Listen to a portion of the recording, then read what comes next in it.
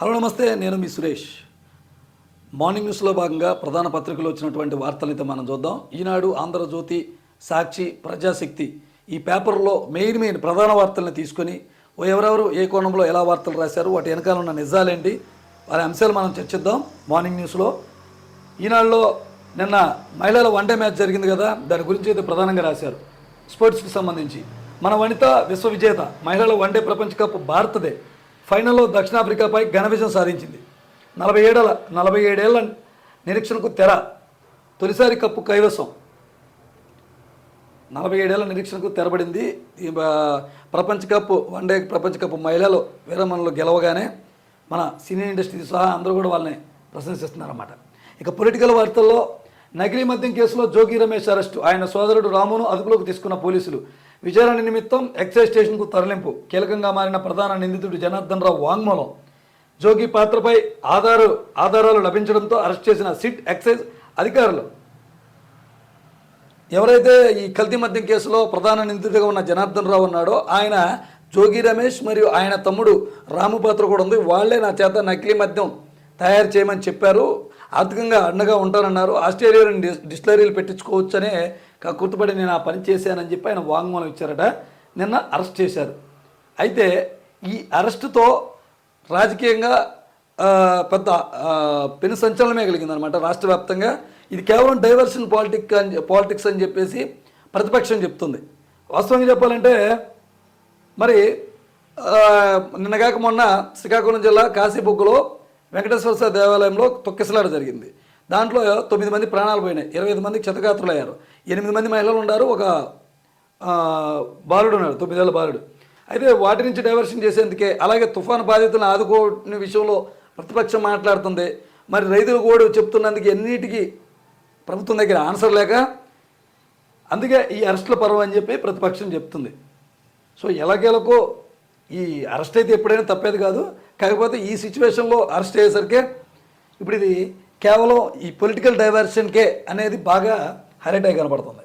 ఇక విచారణలో జోగి రమేష్ అసలు సహకరించట్లేదని రాశారు. తెలియదు, సంబంధం లేదు, గుర్తులేదు. సిట్ విచారణకు సహకరించిన జోగి రమేష్ కీలక ప్రశ్నలన్నిటికీ మౌనమే సమాధానం.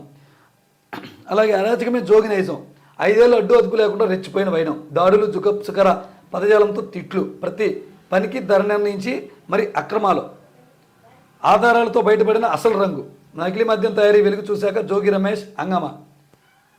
అధికారం ఉన్నప్పుడు ఎవరైనా రెచ్చిపోయే మాట నిజమే.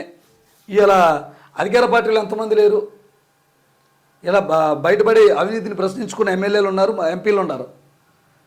అధికారాన్ని చూసుకొని ఎందుకు రెచ్చిపోరు, అందరూ రెచ్చిపోతారు. అలాగే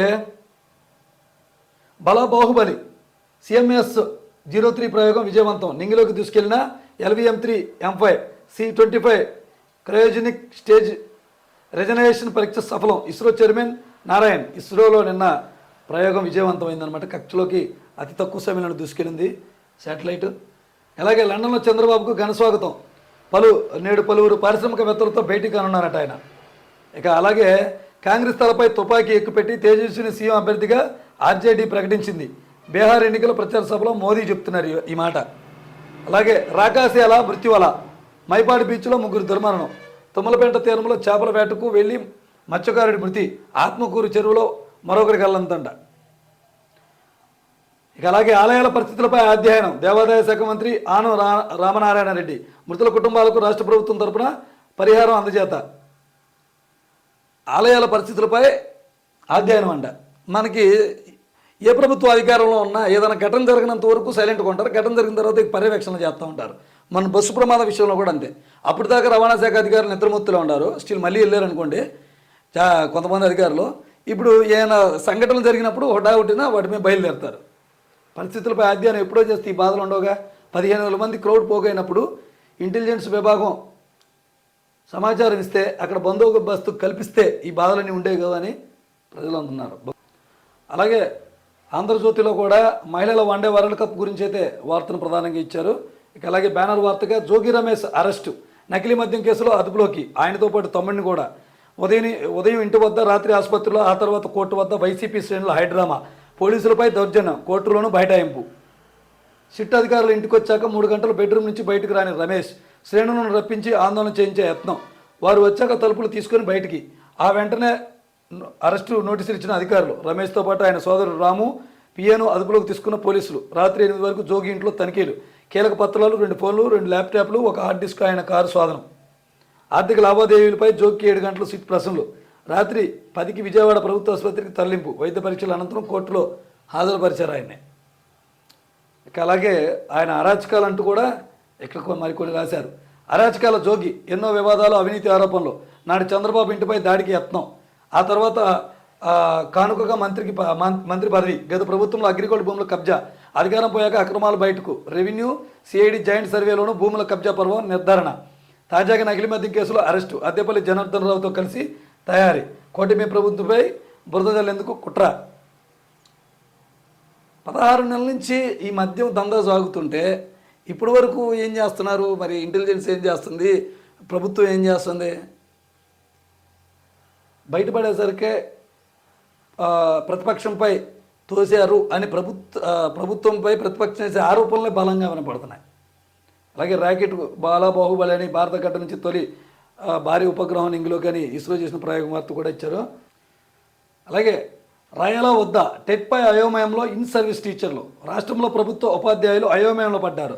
ఉపాధ్యాయుల అర్హత పరీక్ష టెట్ రాయాలా వద్దా అనే విషయంపై ఎటు తేల్చుకోలేకపోతున్నారు. టెట్ లేని వారంతా 2 ఏళ్లలో టెట్ ఉత్తీర్ణత సాధించాలని ఇటీవల సుప్రీంకోర్టు తీర్పిచ్చింది. ఈ క్రమంలో ఇటీవల పాఠశాల విద్యాశాఖ జారీ చేసిన టెట్ నోటిఫికేషన్లో ఇన్ సర్వీస్ టీచర్లకు టెట్ రాసుకునే వెసులుబాటు కూడా కల్పించింది. అయితే టెట్ మినహాయింపు కోసం సుప్రీంకోర్టులో రివ్యూ పిటిషన్ దాఖలు చేయాలని రాష్ట్ర ప్రభుత్వం నిర్ణయించింది. దీంతో మళ్ళీ టెట్ మినహాయింపుపై టీచర్లలో ఆశలు చిగురించాయి. అయితే సుప్రీంకోర్టు తుది తీర్పుపైన టీచర్ల టెట్ భవితవ్యం ఆధారపడి ఉంటుందంట. 1,00,000 మంది టీచర్లపై టెట్ ప్రభావం చూపబోతుంది. ఇప్పటిదాకా 6,000 మంది దరఖాస్తులు చేశారు. రివ్యూ పిటిషన్కు సర్కారు నిర్ణయం. సుప్రీంకోర్టు తీర్పుపైన వీళ్ళ భవితవ్యం ఉంది. అలాగే లండన్ పర్యటనలో ముఖ్యమంత్రి గారి పర్యటన గురించి ఉంది వార్త. ఇక విశాఖలో వైసీపీ డ్రగ్స్ దందా. ఇతర రాష్ట్రాల నుంచి తెచ్చి విక్రయిస్తున్న వైసీపీ విద్యార్థి విభాగం నేత కొండారెడ్డి. విద్యార్థుల లక్ష్యంగా మాదక ద్రవ్యాల విక్రయం. గుడివాడ యువకుడితో బెంగళూరు నుంచి విశాఖకు. చరణ్ దగ్గర 36 LSD బోల్ట్స్ పట్టేసిన పోలీసులు. హైదరాబాద్, గోవా నుంచి కూడా తెప్పిస్తున్నట్లు వెల్లడి. జగన్, అమర్నాథ్ రెడ్డిలతో కొండారెడ్డికి సత్సంబంధాలు ఉన్నాయంట. 4 అరెస్టు, రిమాండ్ మరొకరి కోసం గాలింపు. చాలా దుష్మన్ పని ఇది. విద్యార్థి సంఘ నేతగా ఉంటూ డ్రగ్స్ అమ్ముకోవటం, అందులో ఒక కీలక పార్టీలో ఉండి. అలాగే మోదీని ఆడిస్తున్న వ్యాపారులు. అంబానీ, అదానీల చేతిలో రిమోట్ కంట్రోల్ ఉందంట. చిన్న వ్యాపారులను నాశనం చేసి బడా వ్యాపారస్తులకు మేలు చేయడమే మోదీ లక్ష్యమట. బీహార్ ఎన్నికల ప్రచారంలో రాహుల్ గాంధీ వ్యాఖ్యలు చేస్తున్నారు. చెరువులోకి దిగి చేపలు కూడా పట్టారంట ప్రతిపక్ష నేత. ఈ ప్రచారంలో 18న సీఎంగా ప్రమాణం చేస్తున్న తేజస్వి కాంగ్రెస్ అభ్యర్థి. అలాగే పాక్పై బాంబులేస్తే కాంగ్రెస్ రాజ కుటుంబానికి నిద్ర లేదన్నారు మోదీ. పాట్నాలో భారీ రోడ్ షో నిర్వహించారు. ఆ రోడ్ షోలో ఈ వ్యాఖ్యలు చేశారు. కేంద్ర ప్రభుత్వం అయితే ఒక సంచలన నిర్ణయం తీసుకుందండి. ఈ నిర్ణయాన్ని కేంద్ర రాష్ట్ర ప్రభుత్వాలు రెండూ కూడా ఖచ్చితంగా అమలు చేయాల్సిన బాధ్యత ఉంది. ఎందుకంటే ఒకసారి చూద్దాం ఇదేంటో. రోడ్డు ప్రమాదాలకు ఇకపై కాంట్రాక్టర్కు జరిమానా వేస్తారట. BOT హైవేల పరిధిలో ఏడాదిలో 1 కంటే ఎక్కువ జరిగితే 25 లక్షలు అంట. తర్వాతి ఏడాది పునరావృతం అయితే 50 లక్షలు. కేంద్ర రహదారుల మంత్రిత్వ శాఖ నిర్ణయం. అసలు రోడ్లు పోస్తే అంతా నాసిరకమే. రోడ్లు వేసిన సంవత్సరానికే పాడైపోయి గోతులు పడుతున్నాయి. రోడ్డు వేస్తే మినిమం 25 సంవత్సరాలు, 20 సంవత్సరాలు లేదా 12 సంవత్సరాలు ఆ కాంట్రాక్టర్తో బాధ్యత ఉంటుంది. దీన్ని కంట్రోల్ అధికారులు కూడా చెక్ చేసి ప్రభుత్వానికి నివేదిక ఇచ్చిన తర్వాత బిల్లు ఇస్తారు. వీళ్ళు చెక్ చేసిన రిపోర్ట్లో బాగానే ఉంటాయి కానీ రోడ్ల మట్టికి చూస్తే ఘోరంగా తయారవుతాయి. ఇలా మంచి పద్ధతి అది. ఇక వానలోటు తీర్చిన మోందా తుఫాను. గణనీయంగా పుంజుకున్న వర్షపాతం. వర్షాలు తక్కువ పడ్డాయని ఎవరు చెప్పారు? అనిశ్చిత వాతావరణంతో వర్షాలు అడపదడప పడతానే ఉన్నాయి. ఎప్పుడు వాన వచ్చిందో, ఎప్పుడు ఎండ వచ్చిందో, లేదా రెండూ కలిసి వస్తాయో చెప్పలేము. ఇప్పుడు మోందాతో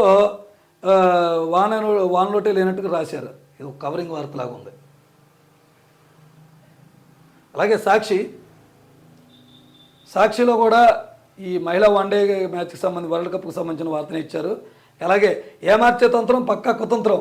ప్రభుత్వ వైఫల్యంతోనే కాశీబుగ్గ ఆలయంలో తొక్కిసలాట. 9 మంది భక్తుల దుర్మరణం. దీని నుంచి ప్రజల దృష్టి మళ్లించేదే తాజాగా డైవర్షన్ డ్రామా. జోగి రమేష్ అక్రమ అరెస్టు. తుఫాను బాధిత రైతులను ఆదుకోవడంలో ప్రభుత్వం ఘోరంగా విఫలమైంది. దెబ్బతిన్న పంటలు కొనేందుకు ఇన్పుట్ సబ్సిడీకి మెరుగుపెట్టారు. పరిహారంపై ఆంక్షలు కూడా విధించారు. కూటమి ప్రభుత్వంపై బొగ్గుమంటున్న భక్తులు అలాగే రైతులు. అయినా సరే రాష్ట్రాన్ని గాలికి వదిలేసిన పెదబాబు చిన్నబాబు ప్రజలను మభ్యపెట్టే బాధ్యతను సిట్కు అప్పగించారు.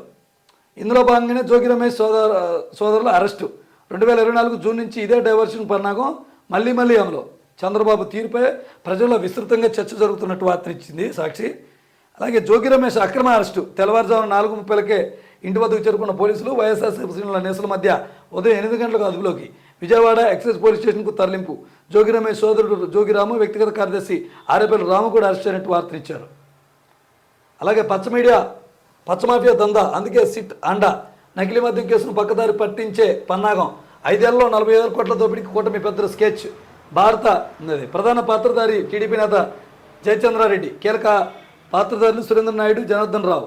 పంపిణీదారులు టీడీపీ సీనియర్ నేతల కుటుంబ సభ్యులే. వారిని విచారించిన సిట్. ముఖ్య నేత డైవర్షన్లో కుట్రంట. జోగి రమేష్ అరెస్టు ముమ్మాటికి అక్రమేనంటున్నారు మాజీ సీఎం జగన్మోహన్ రెడ్డి. నకిలీ మద్యం తయారీ, సరఫరా అమ్మేది అంతా మీ వారే, బురద జల్లేది అరెస్ట్ చేసేది మాత్రం మా వలన. చంద్రబాబు డైవర్షన్ పాలిటిక్స్ అంటూ వైఎస్ జగన్ మండిపాటు. నకిలీ మద్యం అంశంపై సిబిఐ విచారణ చేయించాలని హైకోర్టులో పిటిషన్ వేసిన మరుసటి రోజే అరెస్ట్ చేస్తారా? ఈ వ్యవహారంలో మీ ప్రమేయం లేకపోతే సిబిఐ విచారణకు భయం ఎందుకు? కాశీపొక్క ఆలయం తొక్కిసలాటలో మీ వైఫల్యం. తుఫాను వల్ల నష్టపోయిన రైతుల గోడును పక్కదోర పట్టించడానికి ఈ అరెస్టు.